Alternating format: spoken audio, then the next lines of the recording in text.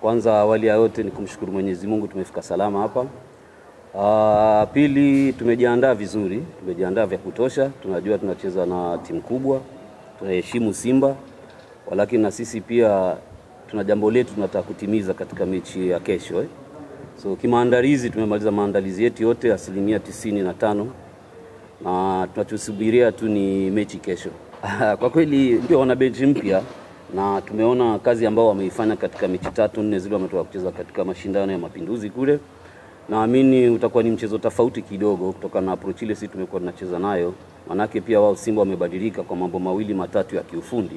So tunatarajia kwamba na sisi tumekuja na mbinu mpya ya kutizama vile tunaweza cheza na wao na tukapata matokeo mema katika mechi ya kesho. Kwa kweli ni kweli unavyosema, mechi ya JKT ilikuwa ina taswira tofauti kabisa, na naamini mechi ya Simba pia ni tofauti kabisa. Mapungufu ambayo tulikuwa nayo katika hali ya ushambulizi tusharekebisha, na naamini kesho ukija utaona kitu jambo tofauti kabisa katika mechi yetu na Simba. 100% yapo. Kikweli hata sisi wachezaji wetu wana quality, ni kuwaimarisha tu na kuwapatia motisha, manake mpira uko uwanjani unadunda. So naamini kwamba itakuwa ni mechi mzuri, itakuwa ni mechi mzuri kwetu.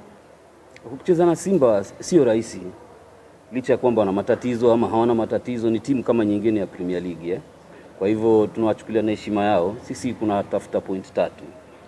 So mbinu yetu, kazi yetu ya kesho ni mbinu yetu ya kutafuta point 3 tu. Wanayopitia kwetu hayatuhusu sana. Kwa kweli ni kuwapatia motisha vile unavyosema. Hata ukikutana na Simba, Yanga, Azamu, wachezaji kidogo waongeza taswira yao ya kucheza. Naamini pia wetu watafanya hivyo hivyo kesho na watatupatia mwelekeo mzuri zaidi kuliko ile tunayotarajia. Ni kuwakanya wachezaji wangu tuwe tuna discipline, tuwe na nidhamu nzuri wakati wa mpira na bila mpira. Na mengine yote yatatokea huko itakuwa ni juhudi hao wenyewe uwanjani. Asalamu alaykum.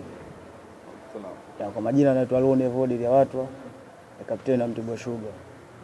Sisi tuna morali kupitia kwenye mchezo wa kesho na tumejiandaa vizuri kutokana na maelekezo ya walimu walivyotuelekeza, na mimi nitafanyia kazi mechi ya kesho. Morali kwa wachezaji ipo juu. Kikubwa tunashukuru Mungu tumefika Dar es Salaam salama. Hamna majeruhi yote, morali ipo juu ya mchezo wa kesho. Yaani kikubwa ni morali tu kuelekea mchezo wa kesho. Hamna kingine na kufuata maelekezo tu ya mwalimu.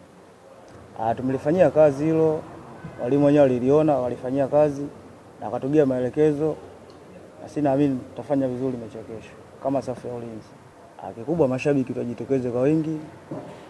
Sitapambana kadri ya uwezo wetu, na mashabiki wajitokeze kwa wingi, tutafanya vizuri.